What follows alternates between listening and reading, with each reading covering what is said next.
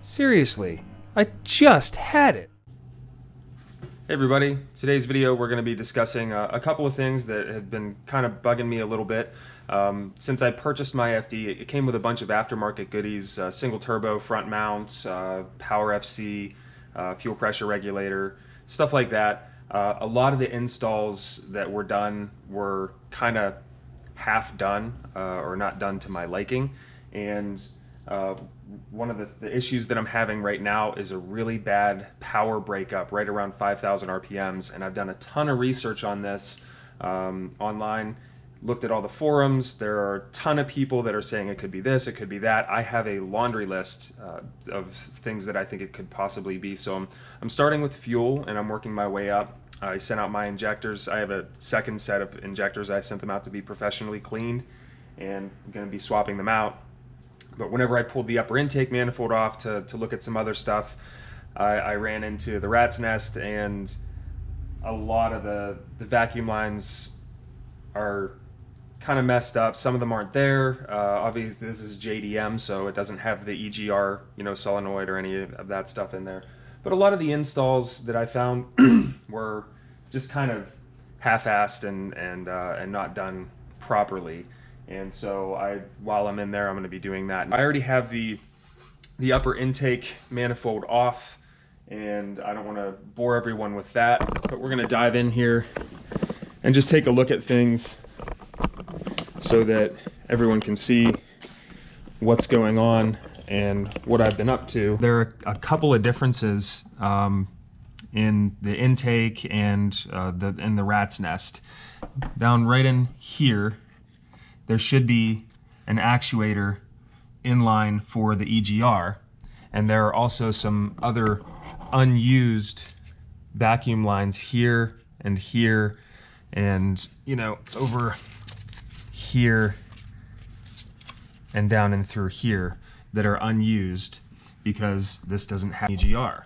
This already has a single turbo, and a lot of the installs, like I had mentioned earlier, have been kind of half-assed, and I didn't really like the way that they were done. Primary example being when they put in the fuel pressure regulator, they ran the vacuum line, they ran the fuel lines, they put it in there, but they didn't remove the stock fuel pressure regulator. They just tied it to constant vacuum. And I think that might be one of the reasons that I'm getting a really bad ignition breakup around 5,000 RPMs, because I think it might be starving for fuel. So, but I need to rule out some other things first. So I swapped out the fuel filter, and I sent out injectors. I had them cleaned up, and I'm going to put those back in here, and we're going to disassemble all of this. But one of the goals of this video is to be able to eliminate a lot of this stuff in through here. Just keep the basics and the bare necessities of what you would need whenever you go with a single turbo, because a lot of this is just unnecessary. One of the other mods that I'm going to be doing is the double throttle elimination, which your upper intake manifold does have a secondary butterfly in it, and it is vacuum actuated. And there's a great write-up on this, I think it's RX-7 club.com, on how to do that. What I did with my USDM one is I took it out, got the block-off plate from Bunzai Racing, took it out, and then painted it, and then I used some gasket makers, some great stuff, or right stuff in there, and blocked it off. And that's also what I'm going to be doing to this intake manifold, because I want to keep this manifold for this car. Another mod that I want to do is I want to do the coolant bypass modification. These cars have throttle bodies that coolant flows through here and here, and it's part of an accelerated warm-up system that keeps the butterflies from frosting up at cold temperatures. I'm never planning on taking this car out in the snow or the wintertime or prior to it warming up.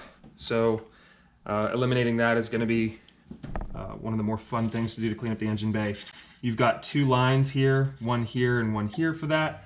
And if you follow the rat's nest, this comes the whole way over, wiggles its way around the ignition coils, and then comes over to right here. So essentially what I'm going to be doing is taking this line on the back side, once I clean all this stuff up, and just running it straight over to here, because I don't know if just capping those off is going to affect coolant flow or anything like that. And the last thing I want to do is not be able to dissipate heat in a rotary. I have removed the secondary injectors from the fuel rail. I've got the rear and the front one pulled out. I'm going to swap those out and put the freshly clean ones in before I remove the rest of the rat's nest to get to the primary injectors, which are located down under here. And I'm just gonna do that just so that I'm not getting dust or debris or any crap down in there while I'm trying to get the other ones switched out. Here's a quick comparison of the fresh injectors versus the old ones. These ones, they don't look too bad, but right now I'm just trying to diagnose what's wrong with the car, so I'm switching out good for suspected bad, and I'm going to be doing that both in the primaries and the secondaries while I've got it this far apart.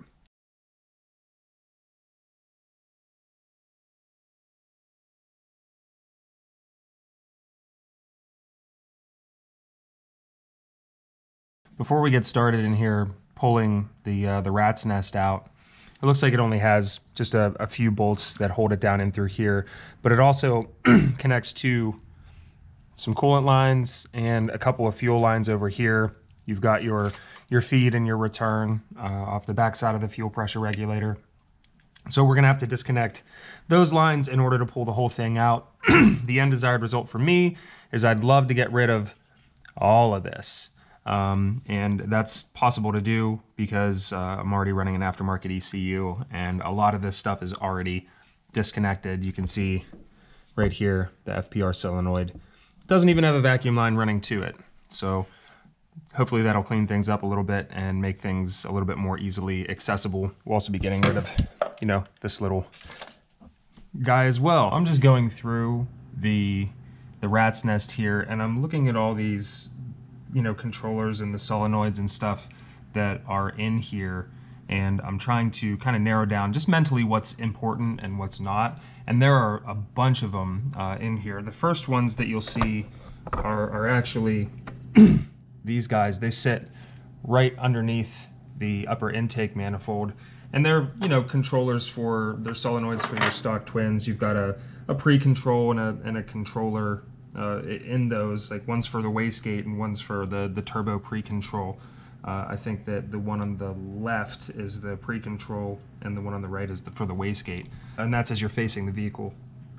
The things I want to go over are all these little solenoids down in through here, so that what they are and have a better understanding of what they do.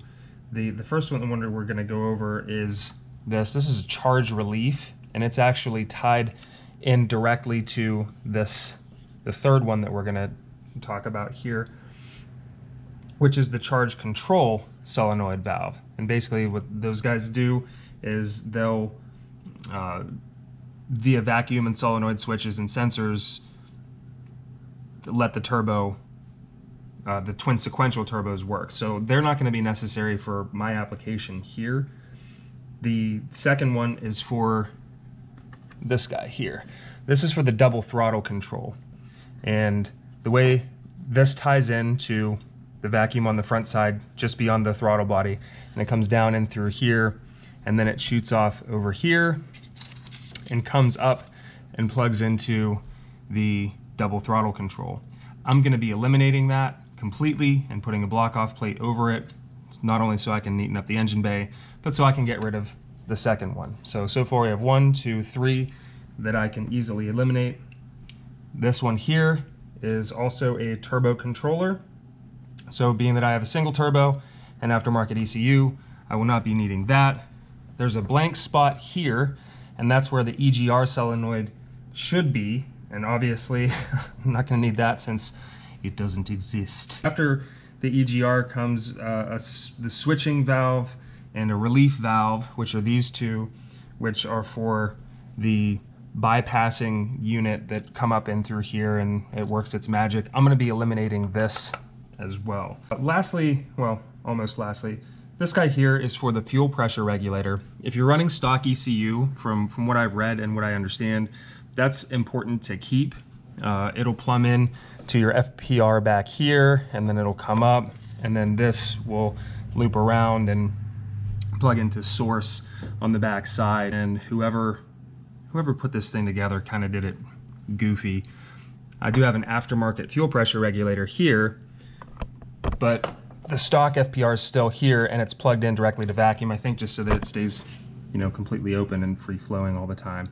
But if that's messing up or the diaphragm's, you know, screwed up in there, that could also be causing my my breakup at 5,000 because I might be starved for fuel, which is bad. The goal for today is just to swap out the injectors and get things tidied up and then go for a rip and see how it does in the upper R's to see if the problem was clogged injectors. We've pulled out the rat's nest. In order to do that, you need to disconnect these 3 lines here and these 2 fuel lines here that go to the primary and secondary rails.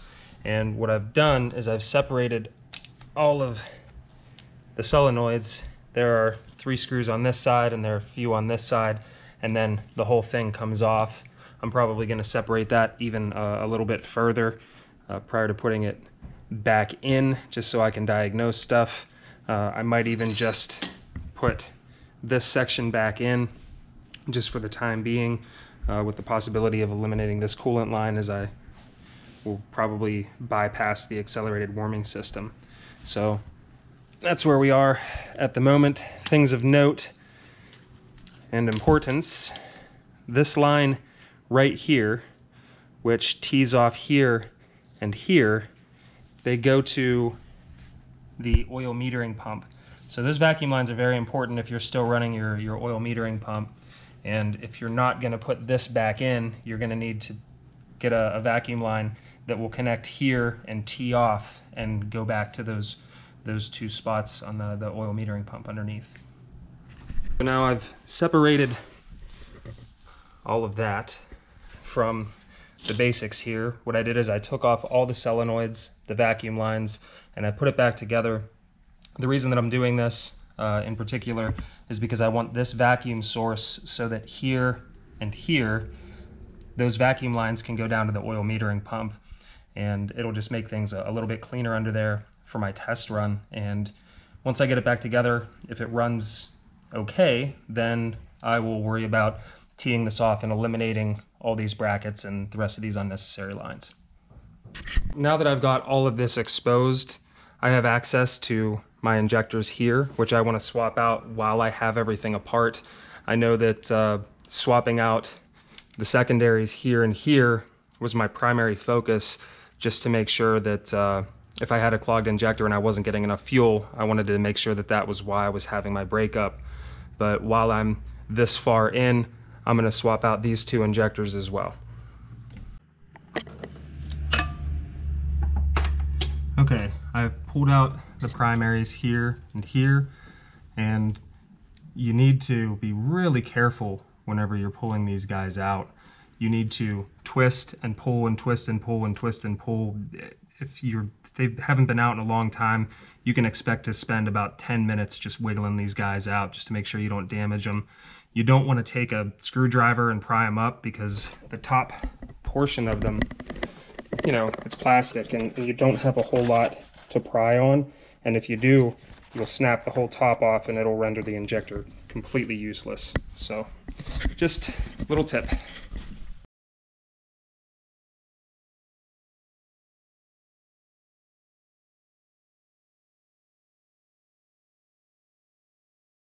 We have the injectors in. These are tightened down. Now these two vacuum lines run down to the oil metering pump, and they're important if you're still running your OMP. I run premix. A lot of guys still do, even if they're still running the OMP. I'm doing both just to be on the safe side of things. Down in through here, this guy took a beating whenever I pulled it off, and they're due for replacement anyway. If you're gonna go this far, and even if you're not doing, you know, an elimination like I am, I would still recommend getting some good silicone hose that'll hold up and replace all the vacuum lines, because trying to chase a vacuum line in one of these things, I'd imagine, would be just an absolute nightmare.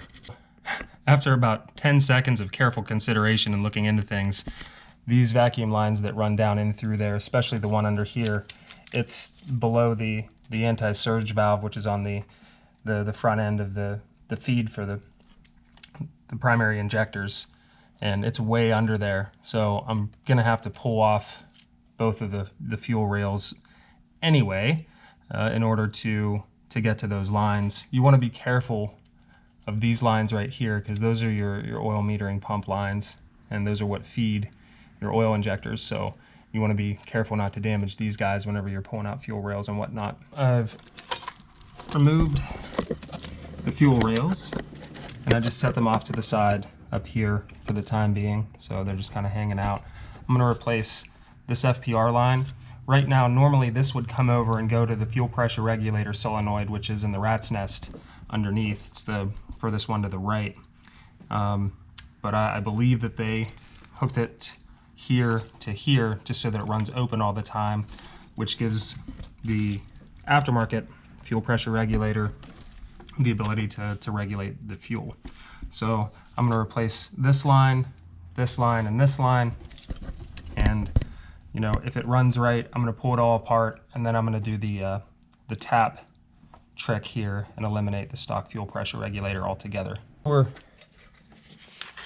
in here, and I'm going to be putting the modified rat's nest back in here.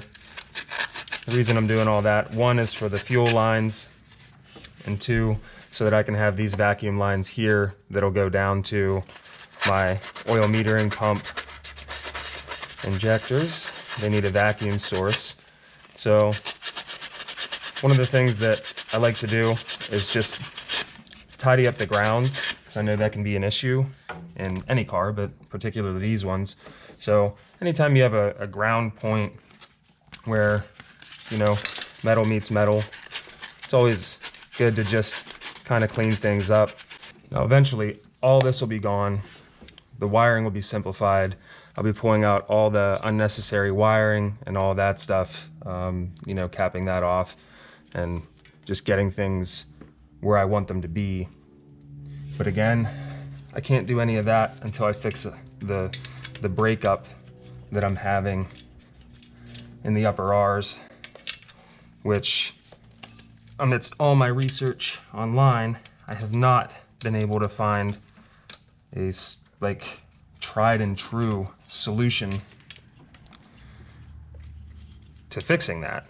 There, people post, and then everyone posts their ideas, and there's never anything definitive because people don't feel like following up, I guess. If anyone has an idea, you know, drop a comment. Let me know if you've experienced something similar.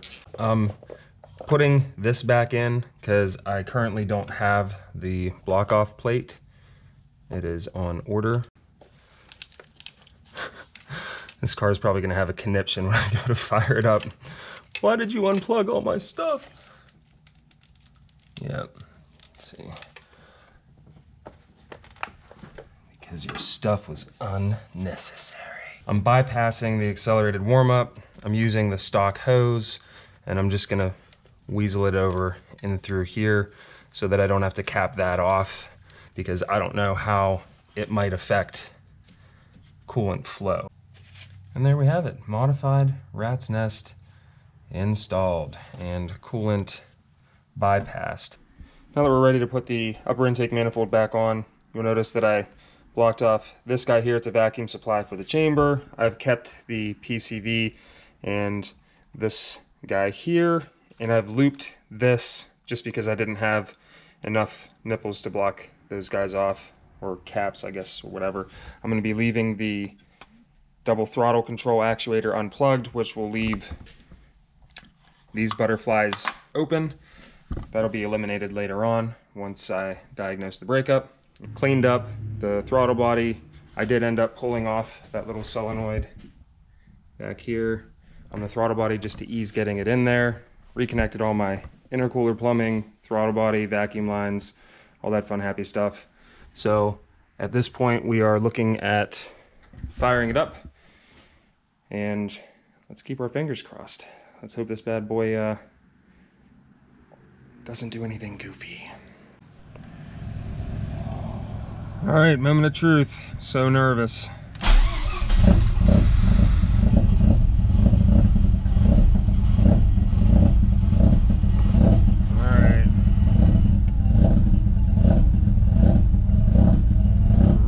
Lumpy idle.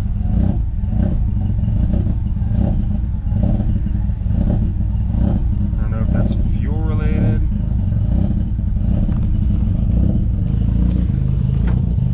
And it is really, really smoky.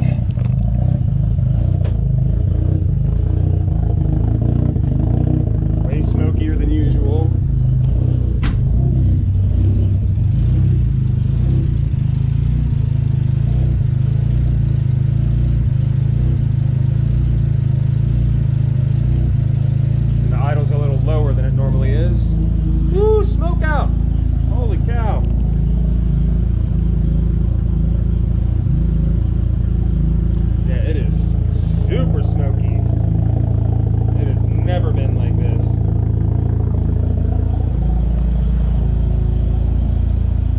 Maybe that new vacuum line to those oil metering pumps did something. I have no idea.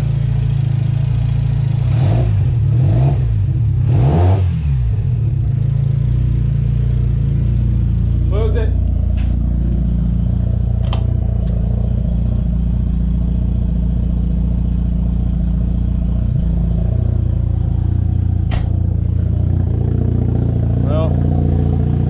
Up on jack stands. I'm gonna have to let it run and warm up a little bit before I do anything else. So, but it's idling well. It's just real smoky. We'll see how she does. Okay, so we are warmed up. The garage is getting de-smokified. My apologies for the crappy lighting.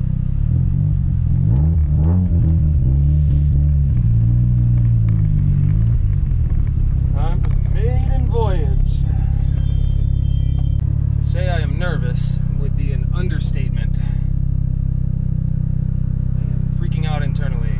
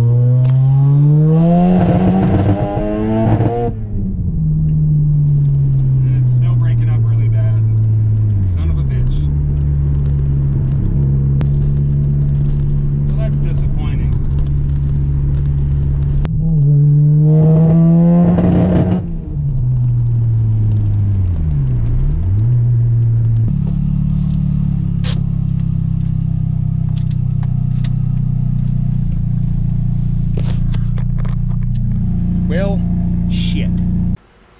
Just got back from the test run. I'm a little disappointed.